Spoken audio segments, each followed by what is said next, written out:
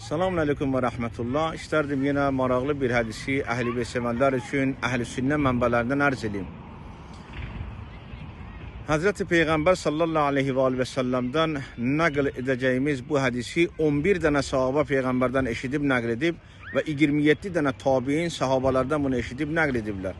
Ona xatir biz diyebiliriz ki bu mütevatirdir. Ne için?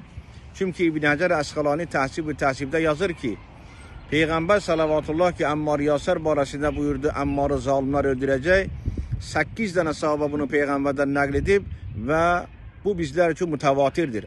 İbn Hacer deyir. Eğer birinçidirse bu diyeceğim hadisi 11 tane sahaba peygamberden nakledir. Deməli bu ve tariq-i ovla bu da nedir? Mütevatirdir.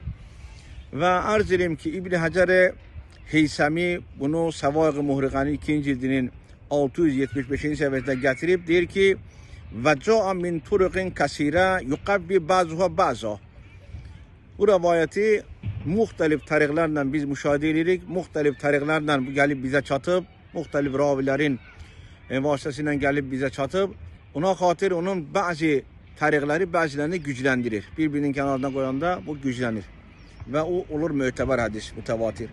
Səxavi İsteclabda bunu gətirib bu rivayeti 2. cildinin 479. səhifəsində yazır ki ve bazı hazi turuq yuqavvi baza.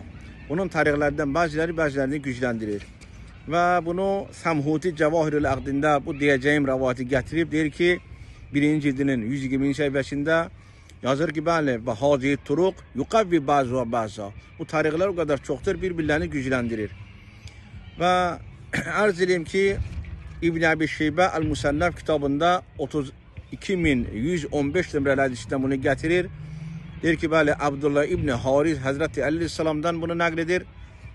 Hazreti Ali Aleyhisselam da Hazreti Resul-i Ekrem'den ki Peygamber salavatullah buyurup ki İnnemâ mesaluna fi hazil ummâ kassafineti Nuhin. Biz Ehl-i Beyt bu ümmet arasında Nuh peygamberin gemisine benzeyirik. Ve kebâbi hiddetin fi Bani İsrail. Ve Bani İsrail için karar verilmiş Hitte kapısına benzeyirik. Bu El-Musannaf'ta okuduğumuz bu hadisin bütün ravileri Bukhari ve Müslim'in ravileridir. Bu gösterir ki Peygamber sallavatullah'ın Əhl-i Beyti sanki Hazreti Nuh peygamberin gemisi misalındadır bu ümmet için. Kim onların surağına geçse nicat tapacaqdır. Ve kim onlardan uzak düşse o cürə ki Heysami nakledir o qarq olacaqdır. Allah Tebarək ve Teala bizleri Əhl-i Beytin kenarına karar versin.